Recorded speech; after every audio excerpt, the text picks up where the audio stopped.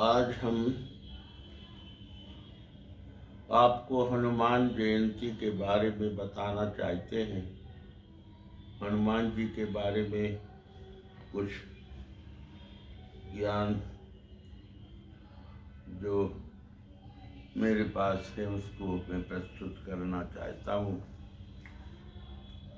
अंजना माता के पुत्र हनुमान जी जगत विख्यात हैं, अमर हैं, अजर हैं और उन्होंने बड़े बड़े अद्भुत कार्य किए हैं, जिसके कारण आज वो सारे जगत में वंदनीय हैं। भक्ति, कर्म और ज्ञान की त्रिवेणी उनके पूरे व्यक्तित्व में प्रवाहित हो रही है, इसलिए वे आराधित हैं, सदैव वंदनीय हैं, सदैव आराधना के योग्य हैं। आज उन्हीं की जयंती है। इनकी माँ अंजना किष्किंधा राज्य की पुत्री थी। वहाँ केसरी नामक वानर से उनका विवाह संपन्न हुआ था। अंजना शिव भक्त थी। प्रारंभ से बचपन से वो शिव की आराधना करती थी। विवाह के बाद कुछ समय तक उन्हें कोई पुत्र नहीं हुआ। तब उन्होंने एक दिन भगवान शिव के दर्शन किए और ये प्रण किया कि हम भगवान शिव की आराधना करके पुत्र प्राप्त करेंगे। वे एक अंजन नाम का पर्वत था। उसी पर्वत के समीप की अंजना थी और उसी पर्वत पर उन्होंने शिव की आराधना का आयोजन किया। वे शिव भक्त थी और शिव भक्ति में लीन हो गई। एक लंबे समय तक वे शिव की भक्ति करती रहीं। शिव को पुत्र के रूप में प्राप्त करने के लिए एक जिज्ञासा जो मन में थी, उसको प्राप्त करने के लिए वे कठोर तपस्या करने लगी और उस कठोर तपस्या का 5 वर्ष तक कठोर तपस्या करने के बाद उनको यह फल प्राप्त हुआ कि भगवान शंकर ने उन्हें दर्शन दिए। भगवान शिव ने उन्हें दर्शन दिए और कहा, ये अंजना, मैं तुम्हारी कोख से जन्म लूँगा और वो हमारे समान ही बलवान होगा, हमारे समान ही शक्तिमान होगा, मेरा ही पुत्र कहलाएगा।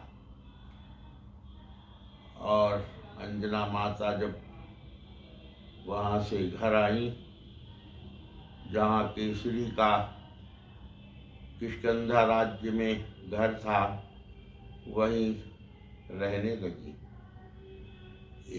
एक दिन शिव ने प्रसन्न होकर अपने प्रकाश को, अपने वीर्य को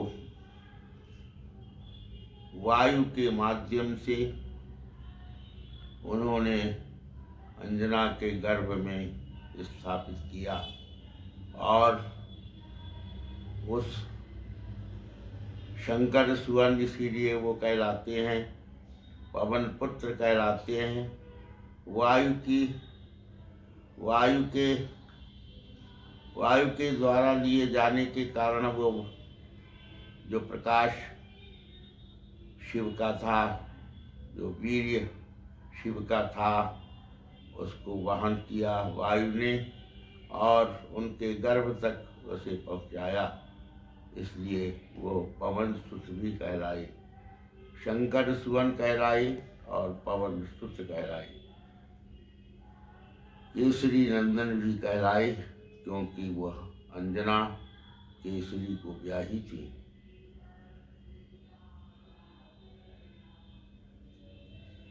उन्हें एक जब पुत्र प्राप्त हुआ तो वो हनुमान कहलाया।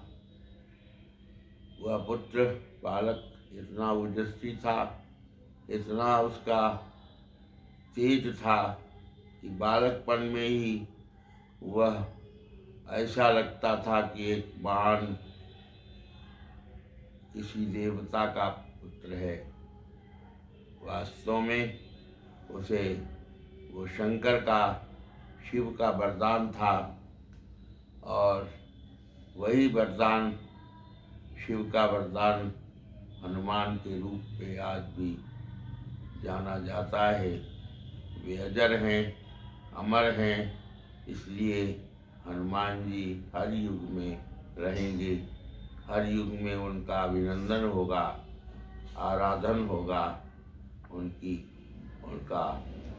भक्ति के कीर्तन के गीत गाए जाएंगे। हनुमान जी ने अपने अंदर इतनी शक्ति अर्जित की थी, इतनी शक्ति शिव से प्राप्त हुई थी कि उन्होंने एक बार लाल लाल सूर्य को देखकर उसे भक्षण कर लिया था और सारे विश्व में थोड़ी देर के लिए अंधकार छा गया। उस अंधकार को मिटाने के लिए सारे देवताओं ने हनुमान जी की आराधना की और उन्हें आश्वासन दिया कि वे बड़े शक्तिशाली होंगे। सारे देवताओं ने सारे अपनी शक्तियाँ उन्हें प्रदान की और उन्होंने अंजना माता के कहने से शिव को और सूर्य को मुक्त कर दिया।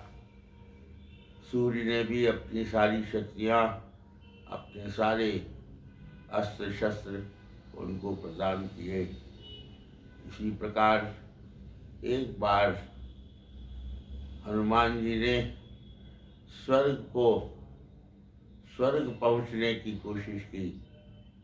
स्वर्ग इंद्र के पास जाने की कोशिश की तो इंद्र ने जब कोई उपाय नहीं दिखा तो वज्र का प्रहार उनकी ठोड़ी में किया, जिसके कारण वे हनुमान कहलाए। और आज भी वह ठोड़ी जो है वो काफ़ी दबी हुई है। जिस समय उन्होंने वज्र से उस पर प्रहार किया था, हनुमान जी मूर्छित हो गए और सारी शक्तियाँ, पवन पुत्र थे इसलिए पवन ने 49 पवनों के साथ सारे विश्व को हिला दिया। सारे देवता व्याकुल हुए और सारे देवी देवताओं ने, सभी देवताओं ने अपने अपने अस्त्र शस्त्र हनुमान जी को प्रदान किए। माता राम के भक्त बने हनुमान जी और माता ने उन्हें 8 सिद्धियाँ, 9 निधियाँ उन्हें प्रदान की। आज जो जयंती मनाई जा रही है वही आज जो अमर अजर हनुमान जी हैं, जो राम के भक्त बन गए थे, राम के भक्त हैं और आजीवन वे राम भक्त रहेंगे। युग बीत जाएंगे लेकिन हनुमान जी का नाम सदैव अमर रहेगा राम भक्त के रूप में। अद्भुत वीर्यवान शक्तिमान व्यक्ति के रूप में वे अजर अमर रहेंगे।